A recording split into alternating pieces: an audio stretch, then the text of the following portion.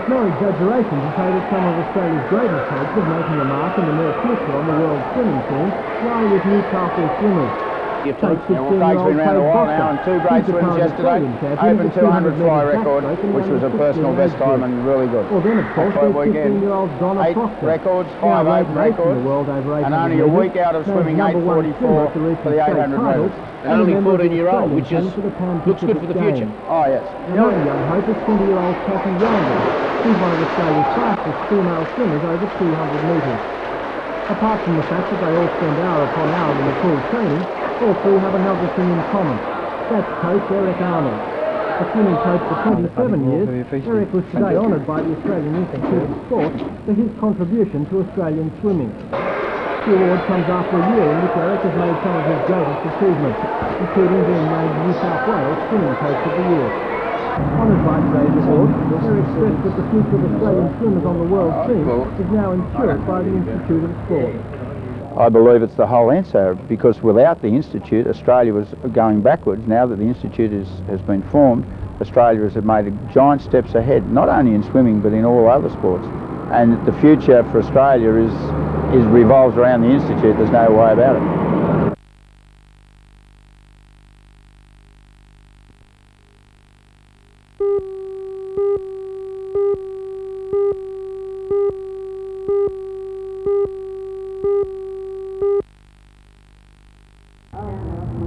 The centuries-old game of croquet is still alive locally, and to help get off the Better Hearing Australia Newcastle croquet season, it was champion Barry Chambers from Sydney with a demonstration of this highly skillful sport. Croquet is undergoing a resurgence throughout the state, with 5 new clubs about to come into existence, bolstering the number of registered players to around the 1,500 mark. Mr Chambers is the current state captain. This Newcastle club has 25 members, gaining the last 10 only recently. It may still be a sport in the minority, but it's been around longer than most and has about it that fascinating air of old worldly charm.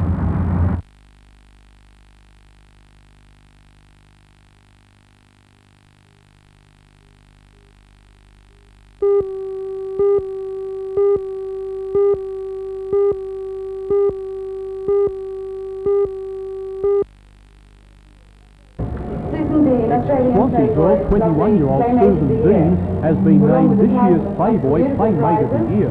Today she was at Charlestown Shopping Square promoting the magazine that she posed for and generally enjoying just being back home. She says that she eventually, more than anything, wants to be a professional singer. In the meantime, she says it's interesting the effects of her latest achievement has had on her friends and the public that see her promoting herself and Playboy, as was the case today. It's strange. My girlfriends are always asking me, do you ever get sick of men harassing you? And the strange thing about it all is that men don't harass me. They are very shy and they keep their distance for some reason. Does that worry you in a public place like this? No, it doesn't. I'm not at all a shy person, and I love talking to people and being with people. Okay, Newcastle, your hometown, how does it feel to be back here among the people that perhaps you knew a long time ago? Great. A lot of my friends in Swansea are more excited about my title than I am. And what brings you back to Newcastle? My family live in Newcastle. What about the men? The men.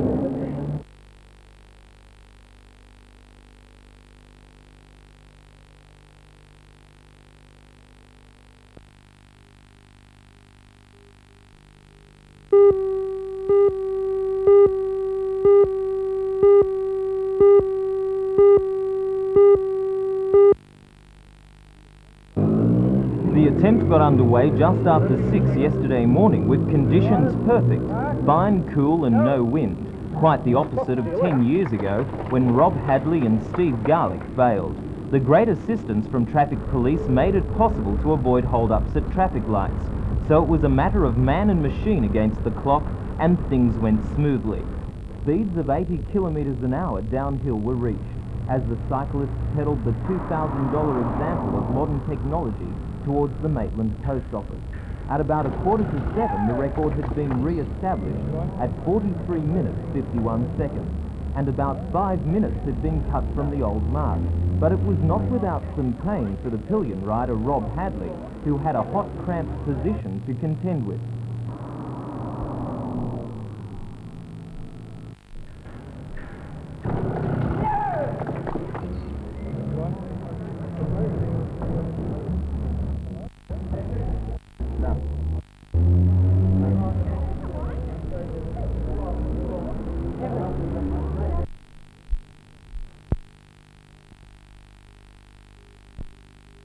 The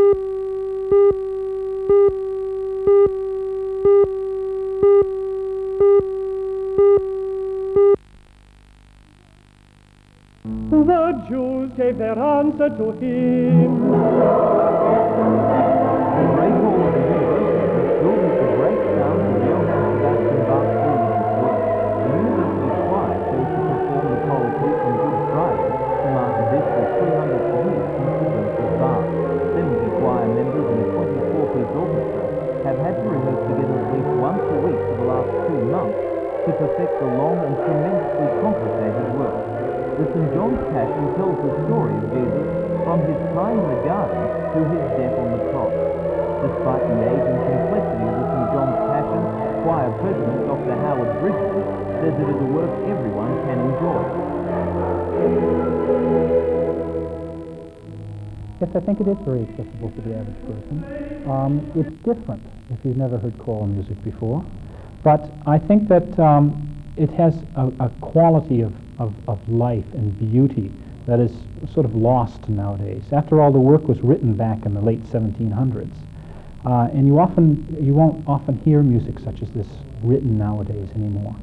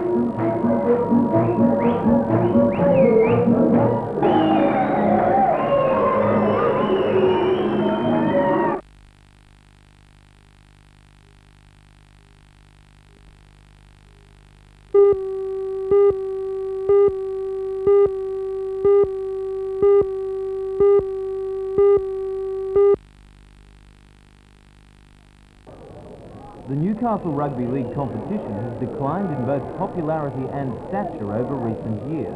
The slick promotion and packaging of the Sydney competition has kept crowds at their television sets and away from local football grounds. In the last 3 years alone, the crowds have fallen by more than half. Primarily for that reason, it was suggested that the local game would benefit from a Newcastle representative side taking on the might of the Sydney teams. Following a motion by the chairman of the board of directors of the league, Mr. Neville Lydiard, the General Committee voted 24 to 11 in favour of making the plunge. The vote by the committee, which represents the 10 local Premier League clubs and affiliates, means Newcastle will immediately apply to enter the Sydney competition in 1986, joining the other out-of-towners Illawarra and Canberra. While Newcastle is not guaranteed of entry, it is confident that the move would save the sport locally. I believe that the progression of rugby league is in such a step at the present time that it is being transformed from what we know as a metropolitan competition and country competitions, where it is growing towards a state competition, and I firmly believe that the Hunter Valley, obviously, with its great potential, has to be on the ground floor of that organisation when it undertakes, which I don't think, in my personal view, will not be very many years away.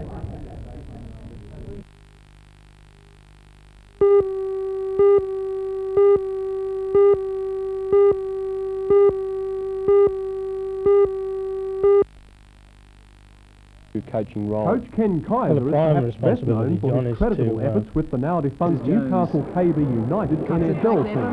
It's been a year since KB folded, but Kaiser has always maintained his close links with local soccer, to the point where he's now been appointed the Northern New South Wales Soccer Federation's Director of Coaching.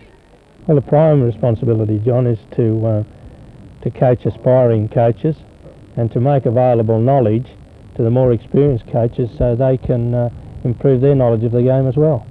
Ken, what's changed with attitudes up here? Once upon a time you weren't wanted for KB United in the NSL. Now you've got this top position. Who's changed their minds?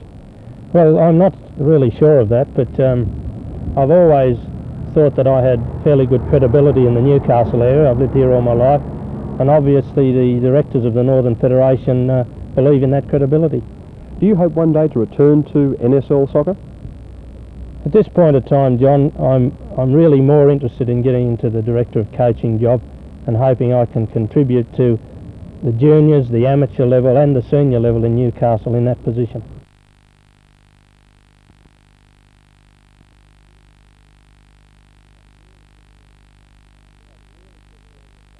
We have really good junior players. They're as good as any in the world, which English coaches will tell you that. But we don't give them enough basics to get them to the senior level. Fantastic, right. Great.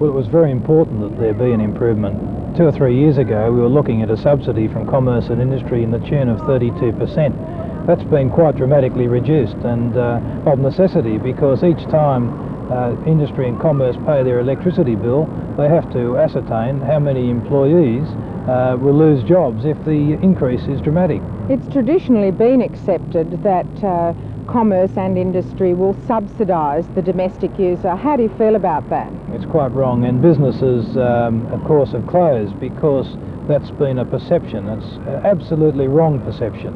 What we're saying in commerce and industry is that commerce and industry should have applied to them a user pays principle.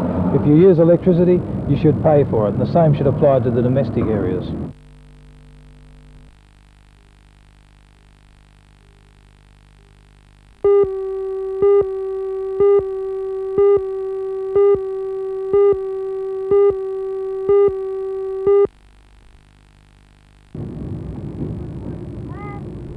Tobacco Road, skippered by John Moore of the Lake Macquarie Yacht Club, was the first yacht to cross the line, about 1 kilometre out from the heads. Together with the Newcastle Flyer, these were the only participating yachts to make it in time for the 8 o'clock Swansea Bridge opening. Calm conditions overnight prevented others from making such good time. As a result, craft from Lake Macquarie Yacht Club, the Royal Motor Yacht Club Toronto and the Royal Prince Alfred and Middle Harbour Clubs from Sydney were forced to wait, in most cases impatiently. What do you think of the low-level bridge? Terrific, isn't it? By the time we get in there, we can't get across the bar because of Bowman's Revenge. Very disappointed. One of those high-rise bridges. The second opening came 2 hours later. Crews then had to contend with a sandbar known as the dropover. Nearly every craft other than those with lift keels ran aground, and most needed to be towed off. Water police came to the assistance of some, although the close proximity of the yachts resulted in damage being done to one. At the end of the race, local yachtsmen said the need for dredging of the channel far outweighs the problems they've been experiencing with the low-level bridge. Rear Commodore of the Lake Macquarie Yacht Club, Albert Mitchell. Over the last 2 years particularly, it's silted up dramatically. I think at the moment we may have no more than at least, at the most, I say about 5 feet. At the best, like today, with a really big tide. And what problems does this pose to a yachtsman? Well, they pose a fair bit because, you know, naturally the cost of things and everything else with a boat these days. But as far as this race is concerned and tourism to the lake, We've lost a lot of entries this year because of quite a few boats turned back after the race, bigger drafted boats, and we didn't get as many entries this year because of the shallowness of the drop over here. Final results of the ocean race were Newcastle Flyers, fitted by Steve Munson of the local quarry yacht first on handicap, fitted over the line. Second on handicap, Sister Fast, fitted by Dennis Congress, and third on handicap, Tobacco Road, skippered by John Moore. Only us, the rest are still out there. Only 2 boats going through. Will they be coming?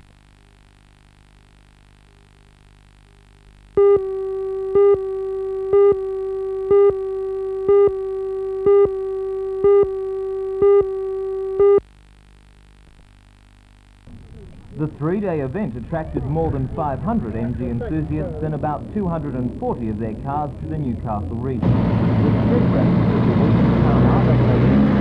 followed with the cars were just on Strait and not so, but go they did over 400 metres. The best time of the day was an incredible 13.34 seconds, lost by an MG racing special. Several others in sports cars recorded times of around 15 seconds, proving that while MGs might be getting old, they can still keep up with the pace of today. Travelling at a much more leisurely pace yesterday were the scaled-down steam, diesel and electric trains at Edgeworth. The occasion was the National Convention of the Live Steamers Association. The machines are perfect replicas of the much larger originals, right down to the last nut and bolt. Yesterday's event was non-competitive. The drivers content to enjoy riding their masters. The steam trains will be on show again today.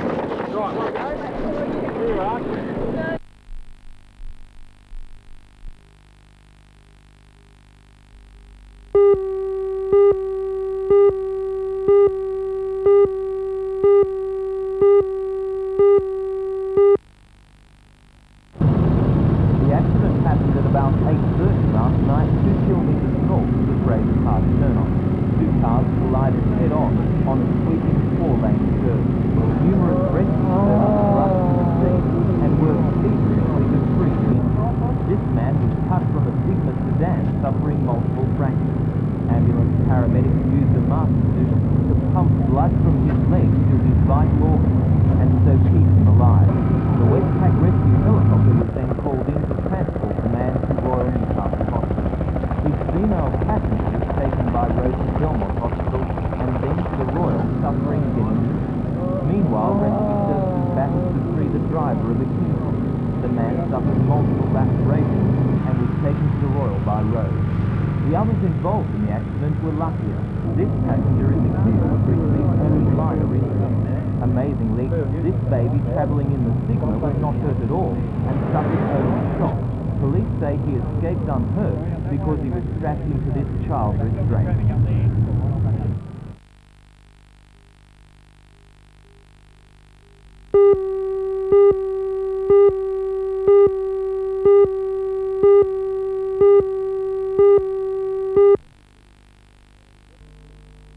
What we do is simply that we have 3 stations on the bank, and at each of those we have a protractor with a person with a little gun sight and standing. We have 2 people in fact at each station in case one of them misses it, and he just watches exactly where the skier lands, and we've got these stations wired up to our control up here, and up here we just put those angles into the computer, and the computer figures out exactly how far it is from the edge of the jump to where that skier must have landed. Makes it easy these days, doesn't it? Oh yes, yes. We used to have to do this manually just until a few years ago, until computers became more readily available in small form, and now it's just a lot easier, and it's a lot more accurate as well, basically. The field that lined up for the men's open jumps is as good as you can get anywhere in the world, with the early pace set by local former world champion Bruce Coburn, who jumped a creditable 51.3 metres at his second attempt of the day. The pace quickened as the top skiers got onto the water, and the ideal conditions produced some fine performances indeed. This jump from world champion Glenn Thurlow of 55.5 metres set the standard. Thurlow then leapt an incredible 56.8 metres to bring his 2-day total to 110.8. But was it good enough to win from first round leader Mike Neville the last man on the water. Neville, knowing full well he had to pull something special out, went at the jump flat out to clear 56.5 to equal Thurlow's overall total, but lose on a countback. Myuna Bay has never seen the like in a long while and may never see a closer contest in the years to come.